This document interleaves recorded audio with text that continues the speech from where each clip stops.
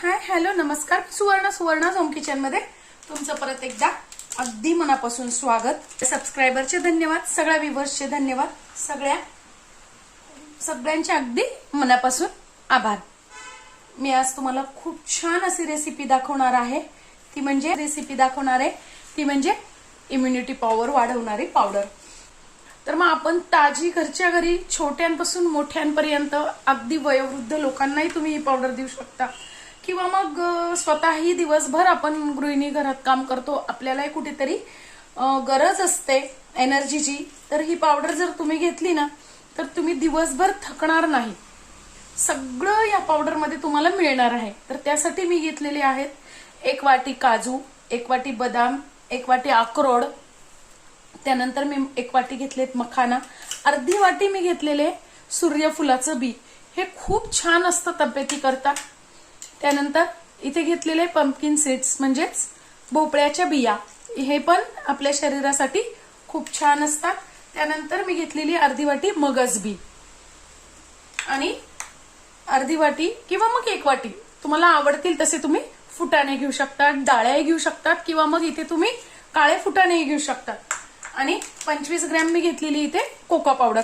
Coca powder का घेतलेली आहे की मुलांना जेव्हा चॉकलेटी कलर दिसतो ना, तुम्ही मोठ्यांसाठी बनवत असाल, घरात चॉकलेट नसेल आवडत तर तुम्ही हे स्किप केलं तरी चालेल, पण मुलांना चॉकलेटी कलर आवडतो आणि चॉकलेट पण आवडतं, म्हणून कोका पावडर.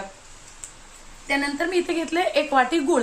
तुम्ही इथे साखर पण घेऊ शकतात, किंवा मग जर साखर घेणार असाल तर खडी साखर घ्या. आणि 4 चमचे घेतलेली milk powder. Milk powder optional आहे, तुम्हाला आवडत असेल तर घ्या, किंवा मग आपण ही पावडर दुधातच कालवून घेणार आहे, पण मला दुधात नाही आवडत, मी पाण्यात घेते, म्हणून मी थोडीशी मिल्क पावडर टाकते.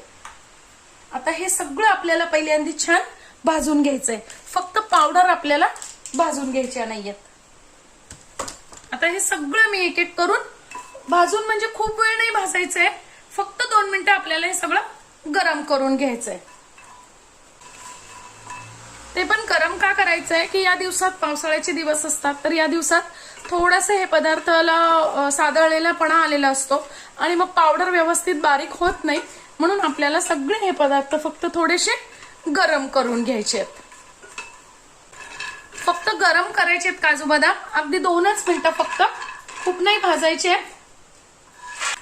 आणि फुटाणे पण या दिवसात थोडेसे सादळलेले असतात, म्हणून थोडेसे फुटाणे पण त्यात गरम करून घ्यायचे. तर सगळ्या बिया घ्यायच्या आहेत आपल्याला भाजून.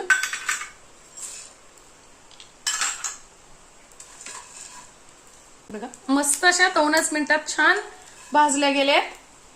त्यात वेलची आपल्याला छान भाजून घ्यायची आहे. माझ्याकडनं मगाशी वेलची राहिली दाखवायची.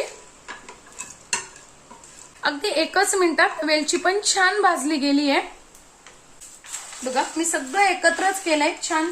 फक्त आपले जे पावडर आहेत ना त्या मी बाजूला ठेवलेल्या आहेत.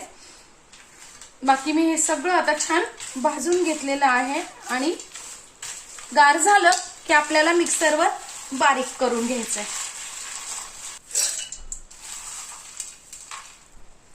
बघा छान अशी आता बारीक झालेली आहे.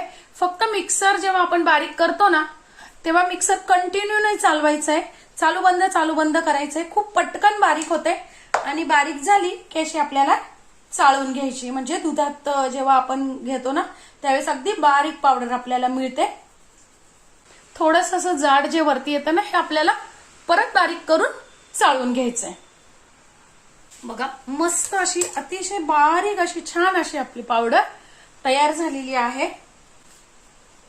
आणि बघा किती झालेली आहे ती. आता यात टाकून घ्यायचं आहे गूळ, मिल्क पावडर,